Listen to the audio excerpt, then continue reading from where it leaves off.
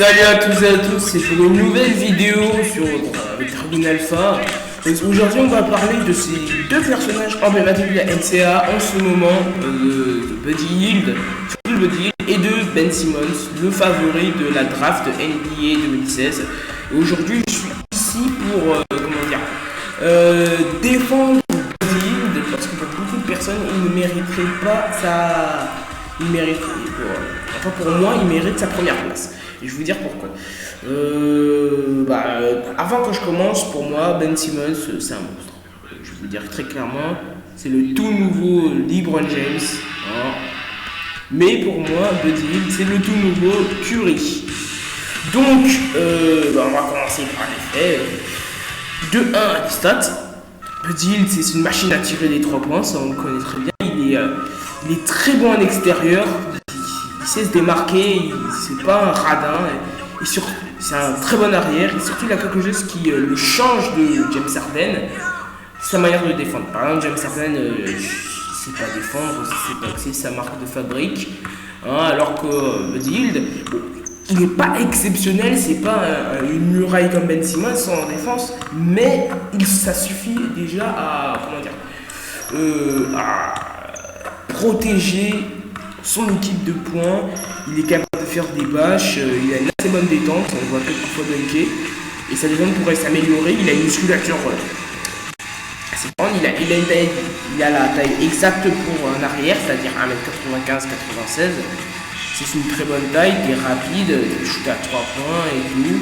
Et surtout, il a quelque chose qui lui change de James Harden, et c'est la chose pour laquelle je le préfère à un joueur qui est en NBA, D'Angelo Russell. C'est en gros son comportement. Il est D'Angelo Russell, je vais vous dire tout de suite, c'est un con.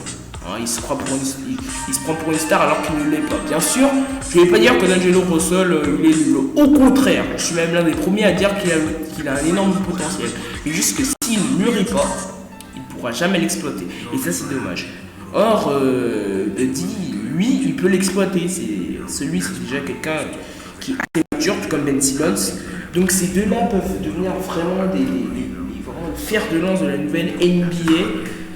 Au moins on sait que l'avenir est assuré grâce à ce genre de personnes. Aussi, autre truc sur le classement de la draft, je l'ai, provisoirement. Il va peut-être changer au cours des années, au cours des jours et tout. Donc en première place on a Ben Simmons, qui va partir, si ça reste comme ça, Philadelphia Sixers. Personnellement, c'est une très bonne idée. Je vais vous dire ça tout de suite. Pour me dire il va aller dans une équipe complètement nulle, il va jamais avoir un trophée et tout. Mais justement, c'est la bonne méthode. Comme ça, au moins Ben Simmons pourra s'exprimer pleinement. Or, s'il partait dans une équipe où il y avait déjà des stars, comme par exemple Irving avec Cleveland Cavaliers, il est bon, mais il peut encore s'exprimer. Ce qu'a pu faire.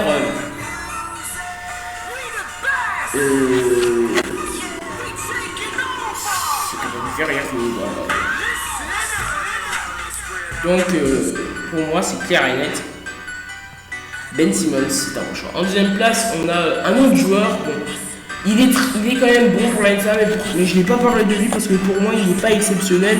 Il a du futur, mais je pense pas de l'avenir, mais je pense qu'il sera du niveau de Ben Simmons et de Buddy dans les années à venir.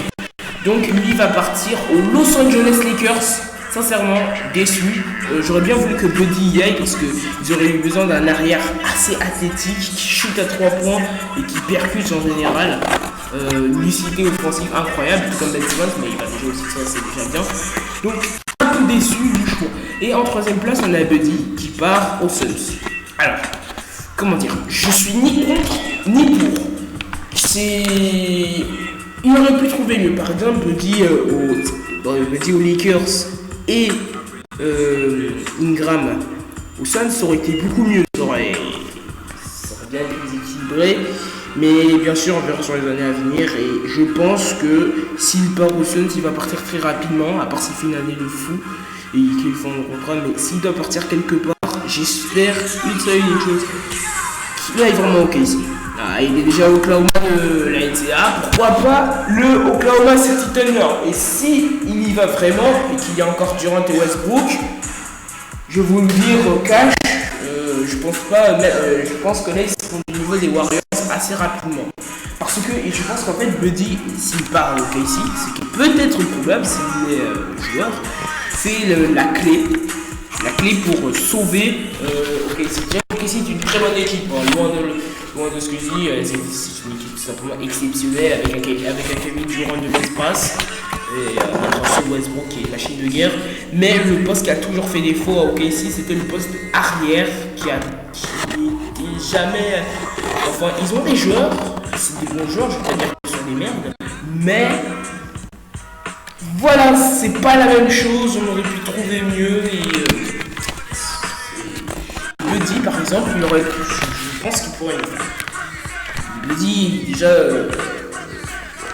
quand tu le regardes jouer, tu vois qu'il est beaucoup mieux. Mais par contre, maintenant, je vais vous parler des points. Hein, parce que la preuve pour laquelle pour moi Buddy devrait être en première place, comme Ben Simmons, c'est que depuis début 2016, les trois, enfin les deux, Brandon, non, je suis pas sûr, mais Ben et Buddy tournent à plus de 30 points. Oui, ils sont pas tombés en dessous de 30 points pendant ces 3 mois. C'est simplement exceptionnel pour la NCAA de tenir plus de 3 mois avec 30 points. Donc pour moi, je pense que l'année 2016 va être un tournant pour la NBA et d'autres choses. Je pense que ça va vraiment être le moment du changement. Les nouvelles stars NBA arrivent. La nouvelle décennie a commencé, comme la décennie avec les LeBron James. Cette fois-ci, ça va peut-être être Ben Simmons, qui sait.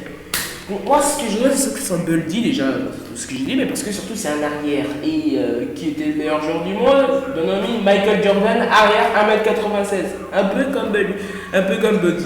Même si je sais pas si Buddy, même si pour moi, Buddy ne peut pas atteindre le niveau de Michael Jordan. Je suis désolé, je suis navré. Voir Buddy du niveau de Michael Jordan, ça me ferait pleurer, simplement. Ce qui est impossible. Même Curry, qui est pour moi un extraterrestre. D'ailleurs, je ferai peut-être une autre vidéo comparant Buddy à Curry parce que leurs 3 points, c'est exactement le même problème. Je suis sûr que Buddy va devenir comme Curry. Bientôt, et moi j'en suis sûr, hein, je l'affirme, il faut une ligne à 3 points spéciale Curry à 10 mètres de distance parce que c'est plus possible hein, de voir Curry qui tire à plus de 11 mètres et qui la met. Non, c'est plus possible. Donc, il faut une nouvelle ligne, peut-être 4 points, je ne sais pas. Ce qui élargirait déjà la défense, c'est qu'il y a aussi beaucoup de place pour pénétrer la défense. Ce qui serait très dangereux. Bah, cette vidéo est finie. Hein, je pense que c'est ma première vidéo parlant de joueurs de la NCAA. Je peux aussi parler des joueurs de la NBA. Il faut aussi me demander de quoi je vais parler dans la prochaine vidéo. Je vous dis tout de suite, on va parler